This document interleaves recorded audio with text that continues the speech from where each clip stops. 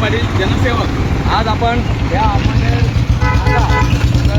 अंमळ चौफुलीपर्यंत आपण हा रस्त्यासाठी वारंवार तक्रारी केल्या होत्या।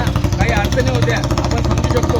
आता ज्या अडचणी होत्या, नगरपालिकेच्या पाईपलाईन झाली, गटारी झाल्या, आपण समजू शकतो। आता या कामाला सुरुवात होत आहे, रोडाच्या कामाला सुरुवात होत आहे। नगरपालिका प्रशासनाने मध्ये जे रस्त्यामध्ये जे पोल येत होते ते काढले, पण महावितरण कंपनीचे अजूनही रस्त्यात पोल आहेत।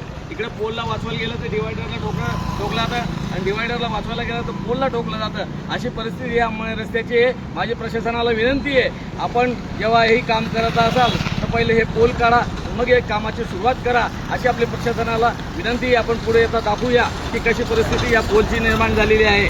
बघा, रस्त्यात असलेला हा महावितरणचा पोल आणि मध्ये डिवायडरमध्ये पोल होता। आता कामाला सुरुवात होती, किती अंतर होतं बघा। एक बस कशी तरी पास होईल, तिकडनं हजारो विद्यार्थी या बालाजी शाळेचे पण जात असतात आणि हजारो व्हेकल, मोठ्या गाड्या सर्व वापरत असतात। प्रशासनाने तात्काळ हा पोल काढावा आणि पुढे काम सुरू करावं। आपण दाखवतो अशा इतके दिवस आपण हे रेंगाळलेलं काम आपण बघू शकतात।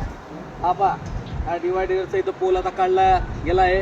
हा आहे सार्वजनिक बांधकाम विभागाचा पोल, हा आहे महावितरण कंपनीचा पोल। किती अंतर आहे आपण बघू शकतात। इतक्या दिवस थकलं, इतके दिवस कोणी बोललं नाही। प्रत्येक गाडी ठोकली गेली असेल, ॲक्सिडेंट झाला। आता परवाच येथे स्कूटी ठोकली गेली, त्या विद्यार्थ्याचे 30 ते 40 हजार रुपयाचं नुकसान झालं। अशी दयनीय परिस्थिती आहे। मला प्रशासनाला विनंती आहे, 3 कोटी खर्च करून हा सुसज्जाचा रोड होणार आहे, तर एवढा पैसा वेस्टेज जाऊ नये, कारण की हे काम पुन्हा होणार नाही। प्रशासनाने नियोजनाने टेक्निशियन पद्धतीने करावं। हे मधले रस्त्यातले पोल त्यांनी पहिले तात्काळ काढावे आणि त्यानंतरच हा रोडाचं काम सुरू करावे, अशी माझी प्रशासनाला विनंती आहे। जय हिंद, जय महाराष्ट्र।